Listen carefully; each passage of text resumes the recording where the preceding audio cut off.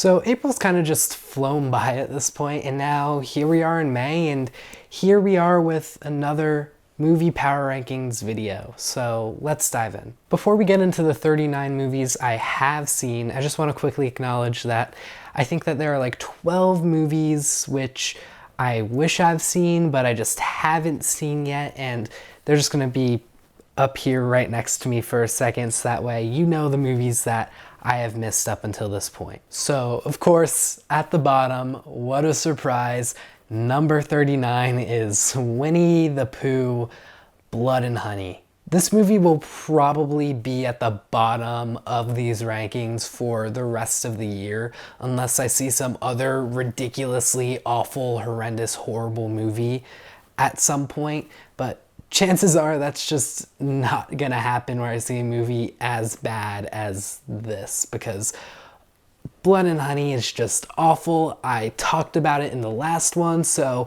I don't want to beat a dead horse, but this movie just sucks. It's not so bad it's good. No, it is just bad. Next up is Peter Pan and Wendy. I did a movie review of this like a week ago at this point, and if you really want to hear my full thoughts on this film, you can go and check that out right up here. But, just in short, this movie just wasn't really that great. It tried doing some new things for Peter Pan. It tried giving Captain Hook a much needed backstory. Totally, we needed a backstory for Captain Hook. Because every villain at this point needs a backstory, and villains in movies can't just be bad because they're bad, and audiences are totally just not able to accept that some people are just bad to be bad in movies anymore. Like that, audiences aren't capable of doing that anymore. Of course they're not. So obviously we need to give Captain Hook a backstory to, make us understand why he's bad. Yeah, no, it's stupid. It's not good. It's shot poorly. Even when it's shot on location, even though most of this thing is shot on a green screen, it's just dull and bland. Like, the location is beautiful, but the cinematography around it just doesn't make it feel that beautiful. And like, it's Neverland. It's supposed to be magical, but it doesn't feel magical. It just feels like a European island in like Scotland or Iceland or England or whatever. Moving on. Ghosted. This is Apple TV's take on a blockbuster, and in my opinion, it failed miserably. It was shot in a really weird way at some points, where like you just had this weird winding one-take shot while Ana de Armas and Chris Evans were walking up the stairs, and it just felt so out of place. Like they were trying to be all artsy-fartsy for this movie that isn't artsy-fartsy at all. Like, listen, I love artsy movies when it's warranted and when it makes sense, but here it didn't make sense. It's a movie about a spy ghosting a farmer. But it also kind of makes sense because they actually had a good director for this movie, that being Dexter Fletcher, who had directed Rocketman and Eddie the Eagle up until this point, and both of those are, acclaimed films. So now he's coming in to direct Ghosted and tries to put his own filmmaker-y spin on it, but it just didn't work. 65. We talked about this one last time. It's just boring and bland. Moving on. I really thought I was going to enjoy In These Men. It's an experimental movie shot on film on this beautiful location, and it really just didn't land for me. Usually I like experimental movies, but for me, this movie it felt like bullshit. I hate to say it, but I just came out of watching that movie and I was just like, this kind of just felt like bullshit. And I feel like I just wasted an hour and a half of my life watching a movie which I took nothing away from and just didn't resonate with me really whatsoever. But listen, Mark Jenkin is an incredibly talented filmmaker. This movie is beautiful, but just in the edit and in the script and in all of that, that's where the bullshit kind of was for me. I just didn't get it, and it didn't land for me, and that's why I come away with feeling that way. But, you know, some people, this film really resonates with them, you know, and I'm not trying to knock anybody down for saying that they like this movie. Like, no, if you like this movie, that's great. Just didn't land for me. Shazam! Fury of the Gods just kind of sucked. Quantumania, yeah, that also kind of sucked. When You Finish Saving the World was just too much Jesse Eisenberg without Jesse Eisenberg even starring in it or having any sort of acting role whatsoever, just still too much. Magic Mike's Last Dance just tried to change up the vibe of the trilogy and go a whole different direction that just didn't really make sense based on the first two movies. And yeah, there was just, I went on a whole big rant about this movie in the last Power Rankings video, so if you want to go and see that, just go and watch that video. Sick is just a case of a movie that's really well filmed, but badly acted and doesn't have the best screenplay. Inside is just an hour and 5 minutes of Willem Dafoe surviving. I liked some parts of it, and then some parts of it just felt really boring, and overall, you know, Willem Dafoe, he's great. He does a great job here, but it was too long. This movie did not need to be 105 minutes long. You know, it could have totally at least been cut down to like 80 minutes, you know? It did not have to be nearly as long as it was. Cocaine Bear just wasn't that funny to me, and not nearly as funny as it should have been to me, but I did appreciate it.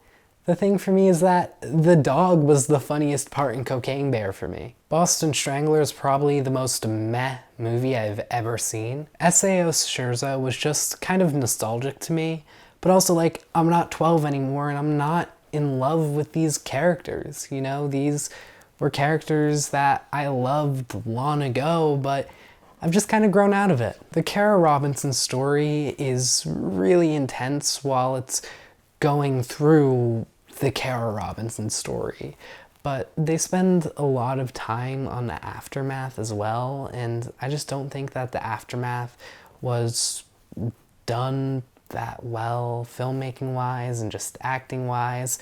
But the entire time, Katie Douglas is incredible at portraying the story as an actress, and you know, I really appreciated her performance, and I appreciated that this movie exists, you know, but it's a TV movie.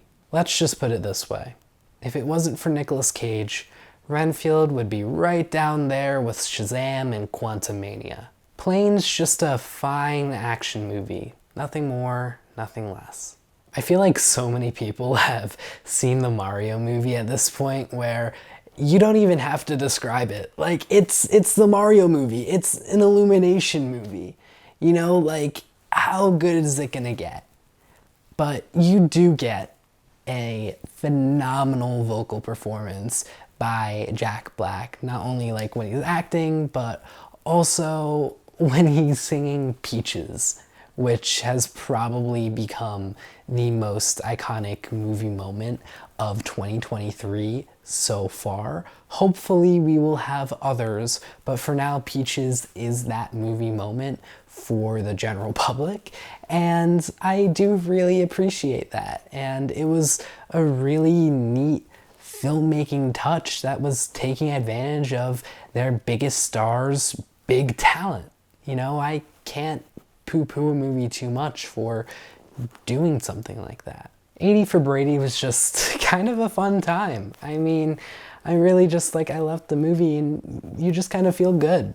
It's just a fun time movie that you don't really have to think about too much while you're watching it, and then you never have to think about again once you leave it.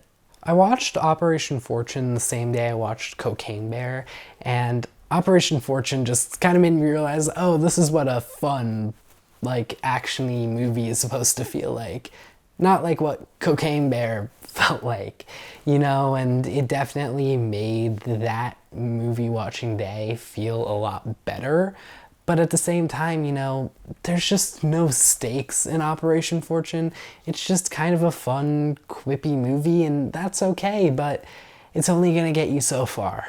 Champions is just another fun, wholesome movie, but while I was watching it, I definitely saw ways where you could have made it a lot more dramatic and really just emphasized what was going on with all the characters filmmaking wise. That wasn't just so dull and just kind of made for anyone to watch. But like the performances were fun and it was just a fun, lighthearted movie. But also, did it really need to be 2 hours? Sharper was a good fun time throughout most of the movie, but the twists just get crazier and crazier and crazier to the point where they're just so unbelievable that it takes you out of the movie. And once that happens, it's just kind of like, eh. Tetris was a bit higher on the power rankings last month because I had literally just seen it. And the thing with Tetris is that when you just see it, you feel pretty good about it. But once you start thinking about it and, you just kind of realize it's very one-noted. I appreciate the movie for what it did and, just the way that they made this story pretty entertaining. But at the same time, it was just so one-noted, and Taron Egerton just gives this performance where he's just kind of shouting the whole time. I don't know, I like it and I don't like it. You know what I mean? Thinking about Hunger honestly makes me so mad in a way, because this movie could have been so good. It could have been like Whiplash, but for food, and I love Whiplash, but obviously, they're not trying to copy Whiplash completely, but it could have definitely had those elements and been on the shorter side, like how Whiplash is on the shorter side for movies. But obviously done some things different. But no, Hunger had to be an almost 2.5-hour movie. It just got so long to the point where you were just sitting there and you were like, pick up the pace, come on. Every scene just kind of moves at a snail's pace towards the end, and it really could have definitely been cut down at least to 2 hours, but probably even shorter. I've complained about length for other movies on this list, but Hunger is the most deserving of them all. The first time I saw Megan was with a bunch of friends, and we were just laughing hysterically the whole time. But the second time I saw Megan was on vacation, and I was alone, and I was in a mostly empty vacation, resort movie theater. And I was just watching Megan, and I was just like, oh, this isn't as good as I remembered it. It's still funny, but it's not as funny as I remember. And I really wished that there would be more blood. If this movie was just bloodier and they kind of just went all out with that, I think it just would have emphasized how funny and goofy it is, but they didn't. They had to stick to the PG-13 rating, and I really don't know why. I really don't. 1001 is this really powerful movie, but mostly in the third act. It features incredible performances, especially from Tiana Taylor, but it really kind of falls apart a bit in the second act, in my opinion. Of an Age is just this small, quaint film with not a lot going on, but I feel like that's almost in the benefit of the tension between our two main characters played by Elias Anton and Tom Green.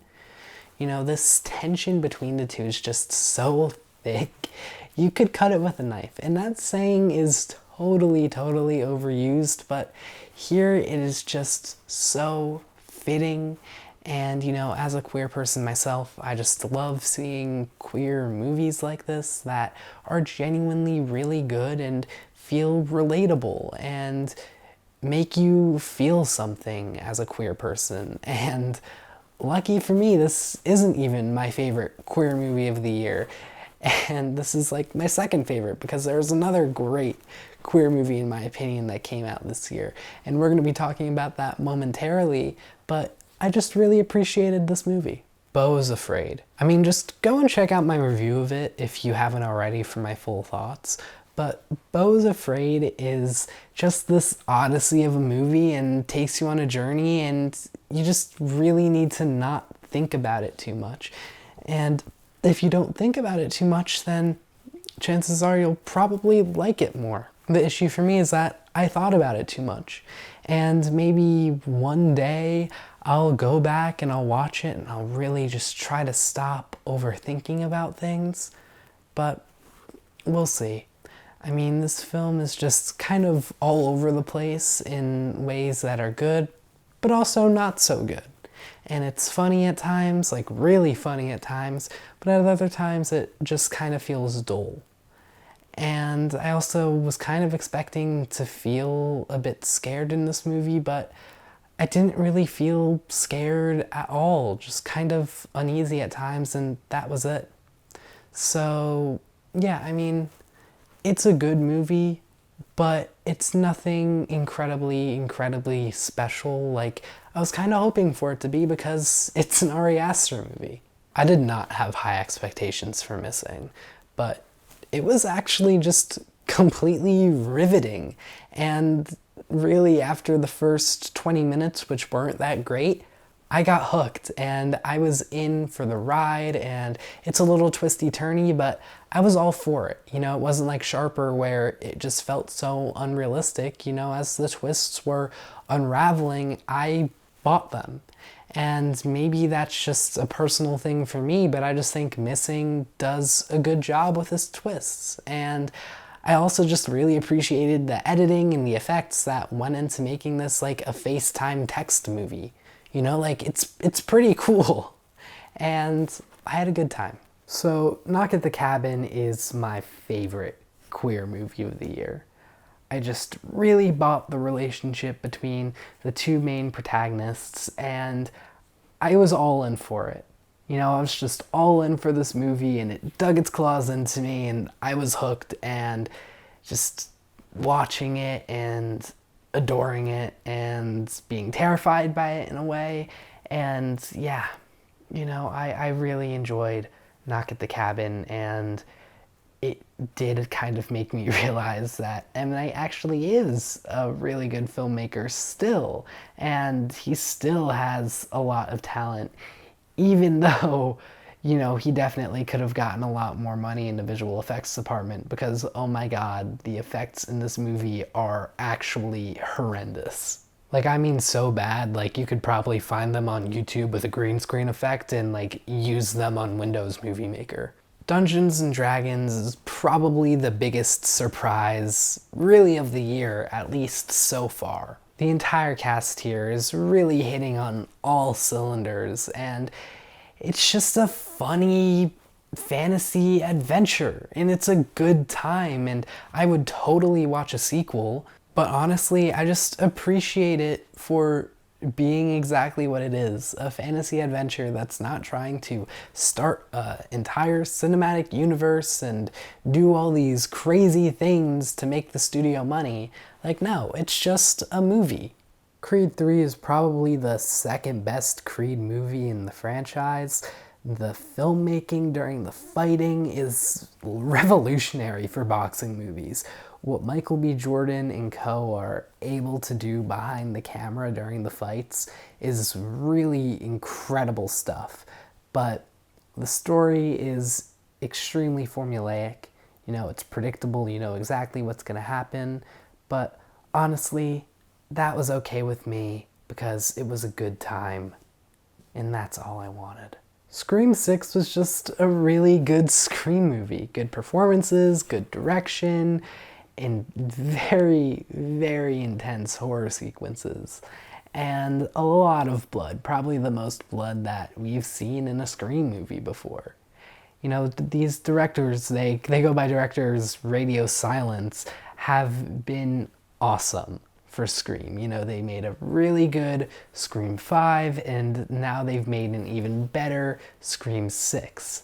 The issue is that apparently they're not making Scream 7. What the hell? Infinity Pool is just weird. It's weird and so great for how weird it is. I caught up with all of the Evil Dead movies in anticipation for Evil Dead Rise, and my god, was it worth it. Not only are all of those movies great, but Evil Dead Rise was really good. I had such a great time. It was disgusting and awesome for how disgusting it was. You know, just being in there in a packed Dolby theater at like 9 p.m. was just so much fun. And just being surrounded by people, and it was just like, oh my god, don't do that, don't do that. But like, they did it because like it's horror characters making stupid horror character decisions. Yeah. It was a great time. That's all I can really say. So Rye Lane was my number one in March. So what happened? Like what I said about Tetris, I had just seen Rye Lane. I was really anticipating Rye Lane. I'd heard such great things, and I needed a good rom-com. So watching it, I was just having these sky-high hopes, and they felt fulfilled, and I felt really fulfilled because I just really needed a good rom-com.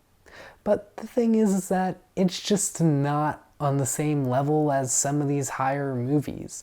Like, sure, the filmmaking is incredible, the acting is phenomenal, but it's just like, you know, it's a little rom-com. You know, it's not trying to do anything crazy like some of these other movies did for me. Hopefully you guys watching do get why I made the drop. You know, it's not like it's dropping really far down, it's really just sliding down a couple of spots. And now for our top 3. So number 3 is Air, which is actually the reason why I kind of realized that Rye Lane wasn't as good as I thought it was at the time, because after watching Air, I was just like, oh, Air is better than Rye Lane, but Air is a 4 out of 5, and I gave Rye Lane a 4.5 out of 5. So, you know, I kind of knew Air wasn't a 4.5 out of 5 movie, and I wasn't going to bump it up to that. So I was like, oh, so then Rye Lane just isn't as good as I felt like it was right after I watched it. But anyways, for Air, it's just a really good feel-good type of movie. You know, the performances are fun, the dialogue is just so snappy, and it just works like art.